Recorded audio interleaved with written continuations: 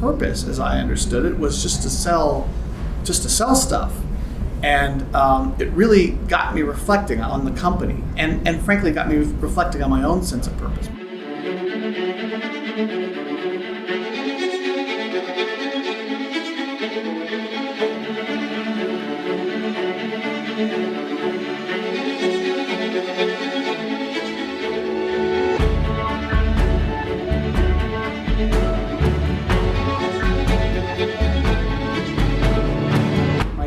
Father and grandfather always had an interest in the community, and they were always supportive of the community. So it is certainly baked into my DNA to think this way. Now, they never declared the purpose of the companies to do that.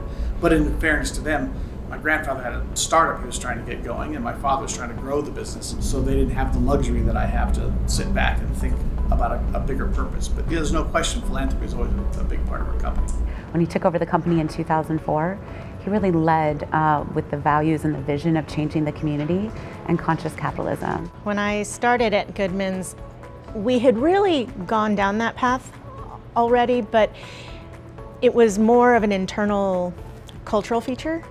And in the last few years, it's really kind of taken off, and we've incorporated it into the branding and messaging of the company.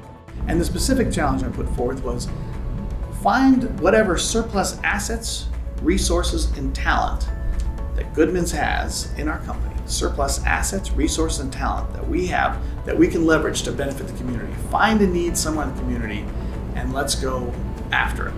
What could we do to make an impact? And it was a personal journey that he had and then kind of brought it out to all of us. What we try to do is allow a person, any one of our employees, to exercise the fullness of their humanity while they work here at Goodmans. If they want to be involved on the nonprofit side, then we find ways for them to do that in a way that's meaningful to them. There is a need in the community for a foster clothing bank. There are none in Tucson. There are 4 in Phoenix. We have none. We have surplus assets, resources. We've got a warehouse, we've got trucks, we've got people who can fold and sort clothes on their lunch breaks. We could become the foster clothing bank for Southern Arizona. I was like, well, a clothing bank is it seemed like an easy thing. I quickly learned that it's not an easy thing. To add another mouth or 2 or 5, that puts such a strain on a family.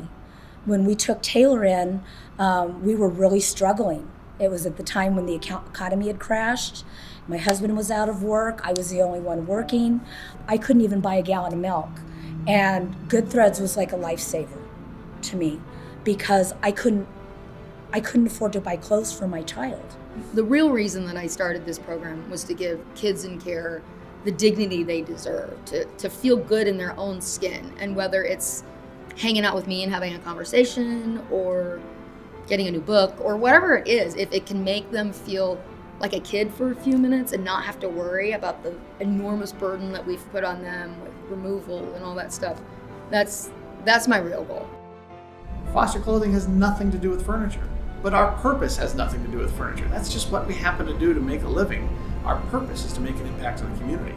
I couldn't be as far along as I am today with the program if it weren't for Goodmans.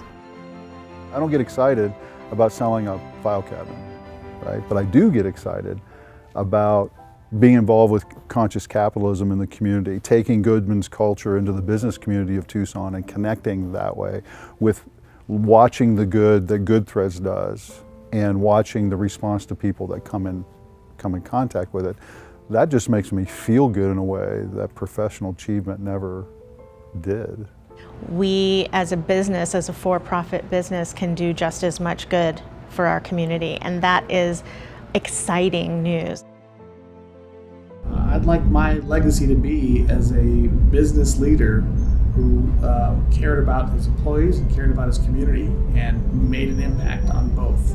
Helped employees to achieve their own ambitions, to fulfill their own sense of purpose, and helped to lift up the community to make it thrive.